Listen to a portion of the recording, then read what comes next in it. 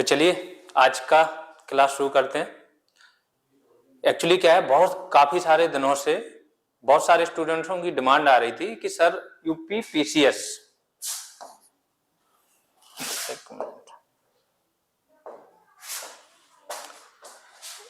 स्टूडेंटों का कहना था कि सर यूपी पीसीएस 2023 प्रीलिम्स की स्ट्रेटजी शेयर करो, है ना।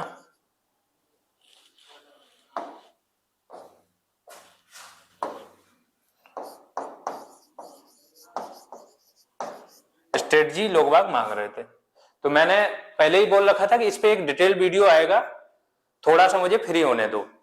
तो आज मैं वही चीज आप लोग को बताने जा रहा हूं, और वो चीज बताने से पहले मैं चाहता हूं कि आप लोग कुछ देखो, एक ऑथेंटिकेटेड लगे कि अगर मैं किसी प्रीलिम्स की किसी एग्जाम की स्टडी आप लोग को दे रहा हूं तो उसका ऑथेंटिकेशन क्या है ना। क्या मैंने वो एग्जाम एक ही बार निकाला, कितनी बार निकाला, कैसे मार्क्स रहे, तो वो चीज मैं पहले आपको मार्कशीट दिखाऊंगा यूपीपीसीएस की।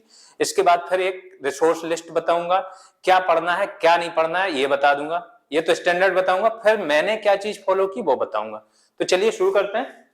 ये देखिए 2019 यूपीपीसीएस 2019 की मेरी मार्कशीट है प्रीलिम्स की, है ना। आप लोग को दिख रहा होगा क्लियर, ये आ गया। इसको मैं थोड़ा मिटा देता हूं।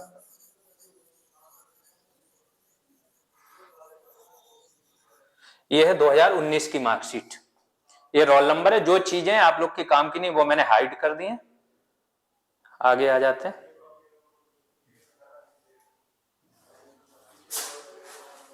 ये मार्क्स हैं,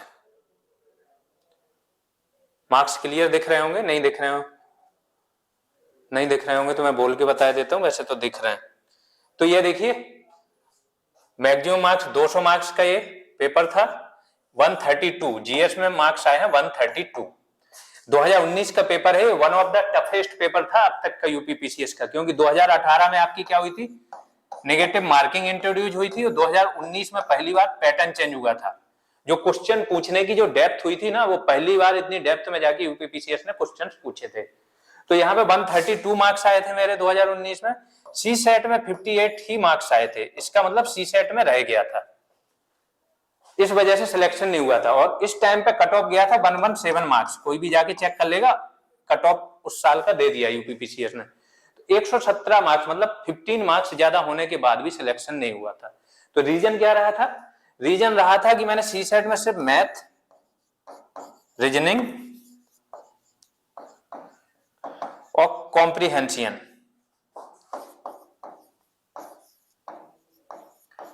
कॉम्प्रिहेंशन पर फोकस किया केवल। जो एक सब्जेक्ट और आता है सी सेट में आपका, जो केवल यूपीपीसीएस में आता है, ना यूपीएससी में आता है ना किसी अदर स्टेट पीसीएस में आता है, उसको बोलते हैं इंटरपर्सनल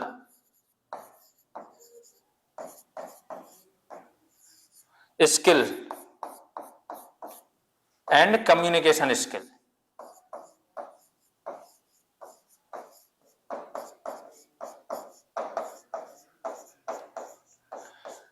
हिंदी में इसको बोलते हैं अंतर्वैयक्तिक क्षमता, जिसमें कि आपका संप्रेषण क्षमता भी शामिल है। तो ये सब्जेक्ट मैंने नाम ही नहीं सुना था। मैं थोड़ा सा ओवर कॉन्फिडेंट था कि जब यूपीएससी का जो सी सेट होता है उसमें मेरा 100+ आया था उसी साल, तो मैंने कहा इसकी जरूरत ही नहीं पड़नी है क्योंकि यूपीएससी का मैंने सॉल्व कर लिया है। इसके बाद आपका जो लोअर पीसीएस था, लोअर पीसीएस में आपकी मैथ आती थी, रीजनिंग आती थी, तो 2019 का लोअर पीसीएस भी मेरा क्लियर हो गया था। तो मैं इधर थोड़ा सा ओवर कॉन्फिडेंट हो गया था, इसमें जरूरत ही नहीं पड़नी, मैथ आती है, रीजनिंग आती है, हिंदी इंग्लिश कर ही लेंगे, आराम से 100+ हो जाएंगे, चाहिए कितने 66। तो बस इसी वजह से क्या हुआ कि मैंने जो बीच का गैप भी होता है ना आपका GS1 और GS2 सी सेट के बीच में और जीएस पेपर के बीच में, उस गैप में भी मैंने पेपर का पैटर्न तक चेक नहीं किया। और पूरा दूसरी गलती ये कर दी कि पेपर को जो भी आपका ये आता है ना इंटरपर्सनल स्किल एंड कम्युनिकेशन, इसको ना इंग्लिश में क्वेश्चंस पढ़ोगे तो क्वेश्चन बड़े आसानी से इसके सॉल्व हो जाएंगे, लेकिन हिंदी में क्या लिखा था, संप्रेषण। कम्युनिकेशन को ये बोल रहे थे संप्रेषण, ऐसा कोई मैंने शब्द ही नहीं सुना। मैंने कर दिए थे 45 क्वेश्चन, मैंने कहा इसमें मेरा हो जाएगा काम लायक। बाकी 40 क्वेश्चन आए थे संप्रेषण से रिलेटेड, वो मैंने टच नहीं किए, क्यों नेगेटिव चाहिए, ये सब्जेक्ट मैंने पढ़ा ही नहीं।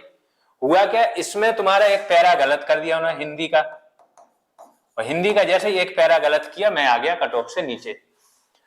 तो ये गलती कभी नहीं करना। सीसेट पेपर कम से कम 1 या 2 दिन देख के जाना। जो भी जा रहे हैं नए स्टूडेंट हैं, जिनकी मैथ और रीजनिंग अच्छी है उनको बोल रहा हूं, जिनकी अच्छी नहीं है वो अच्छा खासा टाइम दें सीसेट पे, 8 से 10 दिन दें, और plus previous year paper solve करें बस। और इंटरपर्सनल स्किल्स की वैसे तो कोई वैसा मटेरियल आता नहीं है, लेकिन 1-2 वीडियोज हैं कहीं यूट्यूब पे पड़े हैं, प्लस और कुछ मटेरियल है। हमारे पास भी एक पीडीएफ है, मैं वो प्रोवाइड करा दूंगा, तो सीसेट कोई बड़ी दिक्कत नहीं होती है। तो ये हो गया आपका 2019 की मेरी मार्कशीट। अगले आते हैं, इसके बाद 2021 का ए वाली मार्कशीट आप लोग देख चुके हैं। मेंस की मार्कशीट है, ये देखिए मैं जूम कर दिया, ये है मेंस की मार्कशीट। इस पे वैसे ऑलरेडी एक वीडियो पड़ा हुआ है, आप लोग देख चुके हैं, फिर से मैं थोड़ा सा इसको डिटेल डिस्कस कर देता हूं कि ये मेरे मार्क्स, ये एक्चुअली मैंने सिर्फ 30 से 40 दिन तैयारी की थी और उसमें ये मार्क्स आए हैं। हाँ, सारी तैयारी, सबका बेस मेरा मजबूत था, हर सब्जेक्ट का बेस मेरा पहले से मजबूत था, क्योंकि मैंने क्लासेज की थी विजन आईएएस से और उन्हीं का ही प्रिंटेड मटेरियल पढ़ा था, और कोई भी सोर्स मैंने इधर उधर का फॉलो नहीं किया था। ऑप्शनल के लिए अलग से सोर्स फॉलो करना पड़ा था केवल।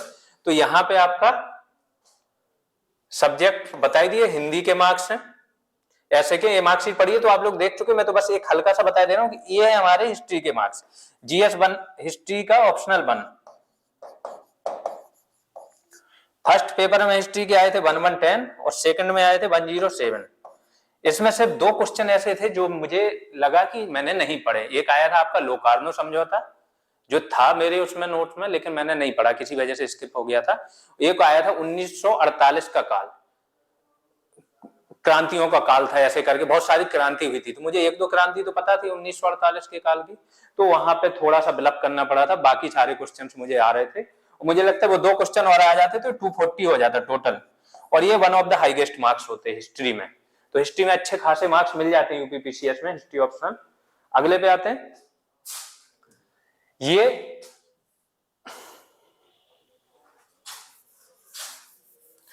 देखिए, ये 2022 का है, क्योंकि 2022 में अभी मार्कशीट तो आई नहीं, मेंस का वो भी नहीं आया रिजल्ट, है ना। तो ये केवल एडमिट कार्ड है, ये दिखाना चाह रहा हूं कि आप लोग को पता चले कि ये केवल वन टाइम वंडर नहीं था। आराम से मेरे हर बार प्री यूपी का निकल जा रहा है, बीपीएससी का निकल जा रहा है, आरएएस का मैंने इंटरव्यू तक गया हूं, राजस्थान का जो पीसीएस होता है, तो कोई भी प्री निकल जा रहा है। एक बार आपकी बेसिक तैयारी हो गई हो, फिर प्री या किसी का भी मेंस देना है, मेंस निकालना कोई टफ नहीं रह जाता, क्योंकि 60 से 70% सारे, कोई भी स्टेट पीसीएस हो, 60 से 70% जो सिलेबस होता है वो कॉमन ही रहता है। तो आ जाते हैं इस पर। ये मैंने बोला जैसा कि जो चीज आपके काम की नहीं वो मैंने हाइड कर दी। ये मेरा नाम है, बाकी ये सेंटर गया हुआ था, और ये पेपर की ये डेट्स हैं पेपर की। 27/9/2022 को एक पेपर हुआ है आपका, पहला जनरल हिंदी का, फिर 27/9/2022 को ऐसे का हुआ दूसरी शिफ्ट में। इस तरीके से सारे पेपर्स की डिटेल है। मींस 2022 का भी मेंस मैंने दिया, ये भी बड़े अच्छे मार्जिन से मेरा प्री क्लियर हो रहा था। तो ये सारी चीजें बताने का एक ही मकसद था कि आप लोग को एक ऑथेंटिसिटी पता चले कि लगातार मैंने 3 जो आपके 2019 है सीसेट में रह गया था, बट जीएस मैंने बहुत हाईएस्ट मार्जिन से क्लियर किया था 2019 का, 2021 और 2022। चलिए, तो अब हम लोग बात करेंगे स्ट्रेटजी पे कि स्ट्रेटजी क्या होनी चाहिए यूपीपीसीएस की, जिसके लिए मेनली ये आज का लेक्चर होने वाला है। तो बहुत सारे स्टूडेंट, जैसा मैंने बोला, शुरुआत से ही डिमांड कर रहे हैं कि सर यूपीपीसीएस प्रीलिम्स जो आपका 2023 का होने वाला है, यूपीपीसीएस प्री 2023, इसकी स्ट्रेटजी शेयर कीजिए। तो मैंने पहले ही उनको बोला था कि इस पे एक डिटेल वीडियो लेके आऊंगा, बस थोड़ा सा फ्री हो जाने दो। तो आज वही शुरू करते हैं हम लोग, क्या स्ट्रेटजी होनी चाहिए। देखो, इस पे 2 टाइप की स्ट्रेटजी है, एक standard strategy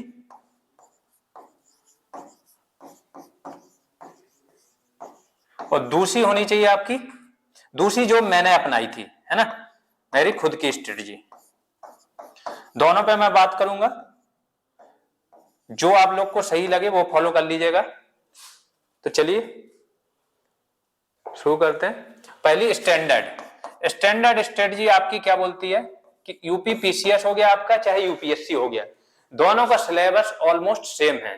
plus UP PCS में आपका जो डेप्थ में ये लोग जाने लगे हैं अभी खासतौर से 2019 से, वो सेम हो गया जो यूपीएससी में लोग जाते हैं। सिर्फ डिफरेंस इतना है कि यूपी पीसीएस में आपका डेप्थ में फैक्चुअल डेप्थ में जाते हैं और यूपीएससी में आपके एप्लीकेशन बेस्ड में चले जाते हैं। मींस किसी टॉपिक की समझ का स्तर कितना है वो यूपीएससी में चेक हो जाता है और किसी टॉपिक की जानकारी कितनी है वो आपकी चेक होती है यूपी पीसीएस में।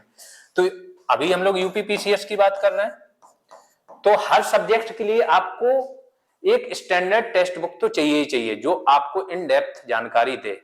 इसके अलावा घटना चक्र, जो भी सब्जेक्ट में बताऊं, जैसा लोग रिकमेंड करते हैं, बाद में मैं बताऊंगा मैंने घटना चक्र पढ़े कि नहीं पढ़े, बट आप लोग को बता रहा हूं कि जो भी सब्जेक्ट आपको बताऊं उसके साथ घटना चक्र तो ऐड कर ही लेना, क्योंकि घटना चक्र बुक यूपी पीसीएस के लिए ही बनी है और ये काफी ज्यादा अच्छे से यूपी पीसीएस के पैटर्न को समझ के बनाई जाती है। तो पहला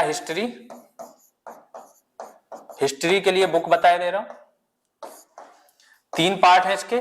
modern history of modern India के लिए 2 बुक्स आती है मेनली, बिपिन चंद्रा की एक आती है, एक आती है आपकी स्पेक्ट्रम। मैं रिकमेंड करूंगा स्पेक्ट्रम, इनफ है। तो स्पेक्ट्रम आती है राजीव अहीर की। दूसरा आपको बताता हूं medieval history of medieval India के लिए सतीश चंद्रा, और एंशियंट के लिए आपकी राम शरण शर्मा। ये वही लोग हैं जिन लोगों ने एनसीईआरटी भी लिखी है, जैसे बिपिन चंद्रा है, इन्होंने एनसीईआरटी के लेखक भी यही हैं, बाद में इन्होंने अपनी बुक निकाल दी ये मॉडर्न इंडिया की, ठीक है। ऐसे ही आपके सतीश चंद्रा ने भी एनसीईआरटी लिखी है, तो चाहे आप एनसीईआरटी पढ़ लो 11-12 की और चाहे आप पढ़ लो इनकी बुकें। यहां से क्या होगा, आपका एक बेसिक सारा क्लियर हो जाएंगे, प्लस एडवांस लेवल की भी आपको सारी जानकारी मिल जाएगी। यहाँ पे मैं विपिन चंद्रा ना बोल के आपको बोलूंगा कि स्पेक्ट्रम आप लोग पढ़ लीजिए, उसमें बड़े अच्छे फॉर्मेट में और टॉपिक वाइज दिया है जिससे आपकी एक समझ विकसित हो जाती है। तो ये तो हो गई हिस्ट्री की बात। प्लस हिस्ट्री में आपको क्या करना है, हिस्ट्री का घटना चक्र आप ले लीजिएगा। तो जो भी आपके गैप रह गए होंगे, जो भी प्रीवियस क्वेश्चन होंगे वो वहां से कवर हो जाएंगे। तो ये हिस्ट्री की। अगले आते हैं, दूसरा हो गया आपका पॉलिटी, इंडियन पॉलिटी। इन दोनों सब्जेक्टों का बेस भी अच्छा खासा होता है यूपी पीसीएस में। इंडियन पॉलिटी में लक्ष्मीकांत, एम लक्ष्मीकांत हो गई आपकी। ये तो समझिए हर एक एग्जाम जहां पे पॉलिटी आती है बेस्ट बुक है, प्लस उस फॉर्म में लिखी गई है, नोट के फॉर्म में लिखी गई, तो इसका कोई विकल्प ही नहीं है। प्लस अगर किसी को लगे तो घटना चक्र ले सकते हैं। वैसे तो मुझे लगता है अगर उसने लक्ष्मीकांत पूरी पढ़ ली है तो आपको किसी और चीज की जरूरत नहीं है। तीसरा आपका आ गया इंडियन इकोनॉमी। इंडियन इकोनॉमी ये जो स्ट्रेटजी है, मैं स्टैंडर्ड स्ट्रेटजी बता रहा हूं जो ऑलमोस्ट जितने भी एस्पायरेंट्स हैं जो क्वालिफाइड होते हैं वो फॉलो करते हैं। इंडियन इकोनॉमी आप ले लो रमेश सिंह की।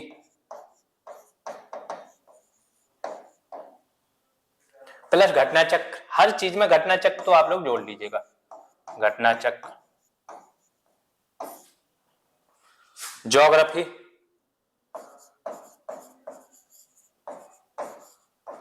ज्योग्राफी के लिए महेश बर्णवाल की बुक ले सकते हैं, महेश कुमार बर्णवाल।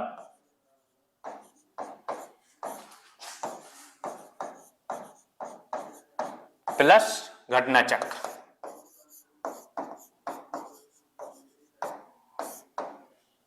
इसके बाद आपका बचा बेसिक साइंस, जिसमें आता है बायोलॉजी, केमिस्ट्री और फिजिक्स। बेसिक साइंस के लिए आप लूसेंट पढ़ सकते हो, बहुत सारे लोग रिकमेंड करते हैं, लूसेंट में ठीक ठाक डिटेल में दिया है। प्लस लेना चाहो तो घटना चक्र तो हर चीज में आप जोड़ ही लो। घटना चक्र, साइंस एंड टेक,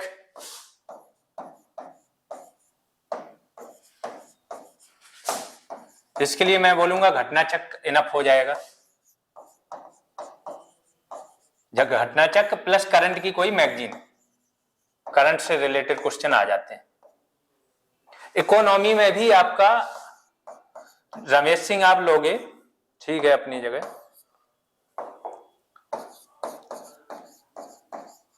इकोनॉमी में आपको बजट प्लस आर्थिक समीक्षा, केंद्र की भी चाहिए प्लस राज्य की, यूपी की भी चाहिए, यूपी प्लस सेंटर, ये दो चीजें तो जोड़ना मत भूलना। फिर आते हैं एनवायरमेंट पे। एनवायरमेंट में आपका, एनवायरमेंट के लिए आप घटना चक्र देख सकते हो, प्लस कोई बुक, जैसे अगर मैं बोलूं तो मैंने विजन के नोट से एनवायरमेंट किया था, विजन आईएएस का, यहीं से मैंने क्लास की थी और इसी के नोट से मैंने एनवायरमेंट किया था, तो मुझे किसी और बुक की जरूरत नहीं है। वैसे लोग बोलते हैं शंकर आईएएस की आती है, लेकिन अभी इतना टाइम बचा नहीं है कि इतनी सारी आप बुक रेफर कर पाओ, तो मैं बोलूंगा घटना चक्र से आप देख लो। कुछ बेसिक क्लियर करने हैं तो विजन आईएएस का ना एनवायरमेंट का पीटी 365 आता है, उसमें बहुत सारे टॉपिक क्लियर कर देते हैं। तो एनवायरमेंट भी आपका हो गया। अब सबसे इंपॉर्टेंट आते हैं करंट। करंट अफेयर्स के लिए आप जो ईयरली कर रहे हो या जो मंथली कर रहे हो वो तो आप करते ही रहो, जिस भी मैगजीन से कर रहे हो। जस्ट एग्जाम के एक मंथ पहले एक मैगजीन आती है, घटना चक्र वालों की ही आती है, दृष्टि लिखा होता है, उस पर आई बनी होती है, आई का एक निशान बना होता है और घटना चक्र वालों की होती है। ये मैगजीन इतने सही से कवर करते हैं सारे टॉपिक कि अगर आपके 30 क्वेश्चन आ रहे हैं तो 20 से 25 क्वेश्चन आपको इसी मैगजीन में मिल जाएंगे। ये मेरा हर साल का एक्सपीरियंस रहा है। बस इसको डिटेल में पढ़ लेना, इसको बनना है ना फॉर्म में मत पढ़ना। जैसे पिछली बार आ गया था आपका स्मार्ट सिटी अवार्ड हुआ था आपका कहां पे, सूरत में। इसका आयोजन हुआ सूरत में और अलग अलग क्षेत्र के लिए अलग अलग मिला था। जैसे प्रशासन के लिए बड़ोदरा को मिल गया, संस्कृति के लिए आपका भोपाल को मिल गया, प्लस पर्यावरण के लिए इंदौर को मिल गया। तो हर सेक्टर के वाइज पूछ लिया था इन्होंने कि किस सेक्टर के लिए किसको। तो ऐसे तो सबको पता था कि इंदौर और सूरत हैं पहले दूसरे नंबर पे या पहले पे, ठीक है, लेकिन अलग अलग सेक्टर के लिए किसको क्या अवार्ड मिला ये थोड़ा डिटेल में चले जाते हैं। ये मैगजीन क्या होती है, ऐसे डिटेल में कवर कर लेती है। तो यहाँ पे आपके रिसोर्स का सारा बात मैंने बता दिया। अब मैं अपनी स्ट्रेटजी बताता हूं, है ना, अपनी स्ट्रेटजी की बात करता हूं। देखिए मेरी स्ट्रेटजी सिंपल सी है कि जब मैंने क्लास शुरू की तो A to Z सब्जेक्ट को उस हिसाब से क्लियर किया कि सब्जेक्ट में जो भी बेसिक हो, बेसिक टू एडवांस मेरे क्लियर है। मुझे किसी एग्जाम विशेष के लिए कोई विशेष बुक ना पढ़नी पड़े जो जीएस के कोर सब्जेक्ट हैं। तो मैंने सिर्फ विजन का क्लास मटेरियल,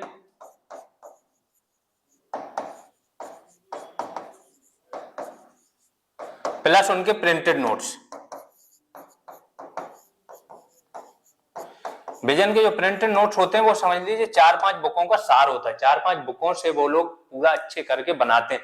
तो एक ही बुक में आपको 4-5 जगह की चीजें मिल गई यहाँ पे प्रिंटेड नोट्स में, प्लस क्लास मटेरियल। ये मोर देन इनफ हो जाता है एक सब्जेक्ट की A to Z पूरी समझ बनाने के लिए। तो ये मैंने फॉलो किया किसी भी सब्जेक्ट के लिए। फिर जैसे यूपी स्पेशल आ गया तो यूपी स्पेशल के लिए कोई भी बुक ले ली, और करंट के लिए जो जरूरी था मैंने बताया कि मैंने क्या ले लिया, करंट के लिए आई दृष्टि जो आती है घटना चक्र वालों की वो ले ली। यहां से मेरा एकदम मेजर पोर्शन कवर हो गया था। मैंने किसी भी बुक के लिए या किसी भी सब्जेक्ट के लिए घटना चक्र नहीं पढ़ा। कुछ सब्जेक्ट्स में गैप थे, जैसे मेडिवल हिस्ट्री पहले यूपीएससी में नहीं आती थी तो इन्होंने ज्यादा नहीं कराई थी, वो गैप मैंने अलग अलग जगह से फिल कर लिए। फिर जो मैंने अपने नोट्स बना लिए, अब मुझे किसी भी और रिसोर्स को फॉलो नहीं करना पड़ता, चाहे वो हिस्ट्री के लिए हो, चाहे ज्योग्राफी, चाहे पॉलिटी, चाहे इकोनॉमी। जो मेरे खुद के बने हुए नोट्स हैं उनको रिवाइज करो, प्लस करंट रिवाइज करो। अगर किसी स्टेट का आप देने जा रहे हो तो उस स्टेट की जो आपकी स्टेट स्पेशल क्वेश्चन आते हैं वो पढ़ना। मतलब दो चीजें पढ़नी पड़ती है, स्टेट स्पेशल पढ़ना पड़ता है प्लस करंट पढ़ना पड़ता है, स्टेट का और केंद्र का। बाकी कुछ भी जरूरी नहीं पड़ता है। जो मेरे नोट्स में आ गया सारा मटेरियल उससे काम हो जाता है। और यहाँ पे जो भी मैं क्लास आप लोग को दे रहा हूं, जैसे पॉलिटी की, अभी नए पेज पे बताता हूं, पॉलिटी की अभी 5 से 6 क्लास हो चुकी हैं। जो लोग भी उसको नहीं देखे ना वो जाके उसको देखो, फिर उस टॉपिक पे जितने भी आपके क्वेश्चन यूपीपीसीएस में आए हो या यूपीएससी में आए हो आप लोग जाके देखिए। 40 से 50 मिनट की मैक्सिमम एक क्लास है और 5 क्लास में आपका 50% मैंने पॉलिटी समाप्त करा दिया, एक एक अनुच्छेद पर चर्चा की। बहुत ज्यादा डिटेल में इसलिए नहीं गया, मैं एक एक केस पे बहुत डिटेल में बता सकता हूँ आपको, कोई भी सब्जेक्ट एक एक केस पे चर्चा कर सकते हैं। पहले संविधान संशोधन जो आपका हुआ है ना, 9वीं अनुसूची आई थी, वहां से एक एक केस, शंकरी प्रसाद हो गया आपका, एक एक गोपालन हो गया, इसके बाद केशवानंद भारती हो गया, एसआर बोम्बई, बहुत सारे केसेस पे चर्चा कर सकता है। लेकिन यहाँ लोगों में ना पेशेंस नहीं होता है, वो नए लोग पे भरोसा नहीं करते, प्लस वीडियो खोला अगर सही उन्हें एकदम बल्क में नॉलेज नहीं मिल रहा है तो वो चले जाते हैं। तो मैंने सोचा पहले उन्हीं लोग के लिए जानकारी दे दूं, उसी हिसाब से एक चीज होनी चाहिए कि जैसा लोगों को चाहिए, है ना। जब डिटेल वाली डिमांड आएगी कि सर और ज्यादा डिटेल में बताइए, खासतौर से वो मेंस के लिए होगा, प्रीलिम्स तो इससे आपके किसी भी प्रीलिम्स में आपका कोई भी क्वेश्चन नहीं छूटने वाला। तो पॉलिटी का जो आपको करा रहे हैं उसको आप लोग जाके देखो, वीडियो नोट्स बनाओ उसके, प्लस जो भी टॉपिक आपके हैं वहां पे आप उस टॉपिक के अंदर से प्रीवियस ईयर पेपर सॉल्व कीजिए। फिर अगर आपको लगता है कि कोई चीज छूट रही है आपकी उस टॉपिक में से, तब आप वहां पे कमेंट सेक्शन में कहीं पे बोलिए, उससे रिलेटेड एक कुछ चीजें छूटेंगी, जैसे केसेस। हर अनुच्छेद पे पहले मैं चाह रहा था कि एक अनुच्छेद पे जितने भी केस हैं उनकी चर्चा हो जाए। जैसे अनुच्छेद 21 है, उस पर मेनका गांधी केस भी है, राघवन केस भी है, बहुत सारे केस हैं उस पर। तो मैं चाह रहा था कि उन सारे केसेस की चर्चा कर लूं, फिर मैंने कहा नहीं, फिर वो बहुत ज्यादा लेंदी हो जाएगा। तो केसेस में एक बार में पूरे करा दूंगा, कहां से क्या लिया गया वो भी पूरा करा दूंगा, एक बार सारे टॉपिक कंप्लीट हो जाए। एक मैराथन क्लास आपकी ले लेंगे 5-6 घंटे की, उसमें फिर से वही सारी चीजें रिवाइज करा दूंगा, तो कुछ बचेगा ही नहीं। तो पॉलिटी तो इतनी आसान हो जाएगी, सेम हिस्ट्री का है। तो दूसरी स्ट्रेटजी मैंने बता दिया। दूसरी स्ट्रेटजी जो मेरी थी उसमें मैंने विजन का मटेरियल प्रिंटेड प्लस वो फॉलो किया, प्लस करंट अफेयर्स फॉलो किया, और स्टेट के लिए जीके की कोई भी उस स्टेट की बुक ले लो। प्लस और ज्यादा जरूरी पड़ा, जो गैप थे उनको भरने के लिए मैंने स्टैंडर्ड टेक्स्ट बुक जो आपको बताई हैं, स्टैंडर्ड टेक्स्ट बुक्स, एक एक टेस्ट रेफरेंस बुक मैंने सबके लिए यूज किए, चाहे विपिन चंद्रा हो गए, चाहे स्पेक्ट्रम हो गया, चाहे रामचंद्र शर्मा हो गए, ऐसे करके मैंने हर उसकी एक स्टैंडर्ड टेक्स्ट बुक यूज किए। और इतने से मेरा काम हो, एक बार ये सारी चीजें मैंने यूज कर ली, उनसे एक नोट्स बना लिए, दूसरी बुक यूज की तो उससे वो नोट्स में वो जो भी गैप थे नोट्स में ही डाल लिया उनको, अब दोबारा बुक पे नहीं जाना पड़ता। तो सबसे बेस्ट स्ट्रेटजी क्या है कि आप अपने खुद के नोट्स बनाइए, बहुत जरूरी है, समझो यही सफलता की की है कि पढ़ो, कहीं से भी किसी से भी पढ़ो, एक टॉपिक डिटेल में पढ़ लो, फिर किसी दूसरे व्यक्ति से भी पढ़ने जा रहे हो तो उससे वो चीजें अपने नोट्स में ले आओ जो आपके नोट्स में पहले से नहीं थी। इस प्रकार से आपका नोट एक बार में पूर्ण होना चाहिए उस सब्जेक्ट का, कि जब रिवीजन करना पड़े तो वो नोट्स पे ही आप जाएं। ठीक, तो ये दोनों चीजों की बात हो गई, नोट्स की, स्टैंडर्ड टेक्स्ट बुक, रिसोर्स क्या फॉलो करने चाहिए, और प्लस मैंने अपनी स्ट्रेटजी बता दी कि मेरी स्ट्रेटजी क्या रहती है। बस मेरी स्ट्रेटजी का मुझे ये फायदा होता है कि अब मुझे किसी भी एग्जाम, कोई भी राज्य का एग्जाम देने जाऊं या कुछ भी एक और भी छोटा सा एग्जाम जैसे लोअर पीसीएस का हो गया, कोई भी एग्जाम देना हो तो उसके लिए मुझे अलग से किसी बुक पे नहीं जाना पड़ता है, उसी चीज के लिए बुक पे जाना पड़ता है जो एक्स्ट्रा है ना। जैसे किसी में हिंदी आ गई तो हिंदी अलग से पढ़नी पड़ेगी, किसी में स्टेट का आ गया, स्टेट स्पेशल आ गया तो वो अलग से पढ़ना पड़ेगा, तभी किसी और बुक पे जाना पड़ता है, नहीं तो इतना मेरा मोर देन इनफ हो जाता है। सेम चीजें हम आप लोग को क्लास में दे रहे हैं, जो मेरे नोट्स हैं, जो मेरी खुद की समझ बनी हुई है, प्लस जो प्रिंटेड नोट्स और भी रेफरेंस बुक से होता है, वो एक सब्जेक्ट का मेरा मानना है कि कोई भी एक सब्जेक्ट आपको पूरी तरीके से दे दिया जाए कि उसमें कोई गैप ना रहे, तो फिर आप कोई भी एग्जाम देते रहो, छोटे से छोटा, बड़े से बड़ा। बस यहाँ क्या होगा, कोई भी सब्जेक्ट बहुत आसानी से, आसान तरीके से आपको मिल जाएगा और बहुत ही संक्षिप्त में, जिसमें मतलब कम टाइम लगे। लेकिन एक चीज की वो ध्यान रखा जाता है कि कहीं पे भी आपका कुछ छूटे ना, अगर कुछ छूट गया तो फिर मतलब नहीं है, कितना भी संक्षिप्त में देते रहो ऐसे, तो फिर तो बस ये 3 चीजों का ध्यान रखा जाता है। जो भी है आप कहीं से भी पढ़ रहे हो, पढ़ते रहो, कहीं भी क्लास ज्वाइन की, आप क्या कर लिया करो कि बस एक एक वीडियो, बड़े कम टाइम के वीडियो है, एक वीडियो देख लिया करो, जिससे कि उसके अंदर जो भी कंटेंट एक्स्ट्रा हो जो आपने पहले नहीं पढ़ा उसको नोट बना लिया करो। इतने से आपका काम हो जाएगा। तो चलिए अभी के लिए इतना ही, आगे मिलेंगे। नेक्स्ट वीडियो जो आएगा वो पॉलिटी का ही आएगा, और किसी दिन आप मेंस की स्ट्रेटजी भी मैं डिटेल स्ट्रेटजी शेयर करूंगा मेंस की आप लोगों के साथ कि मेंस के लिए क्या करना चाहिए। प्री के लिए अभी इतना ही। Thank you.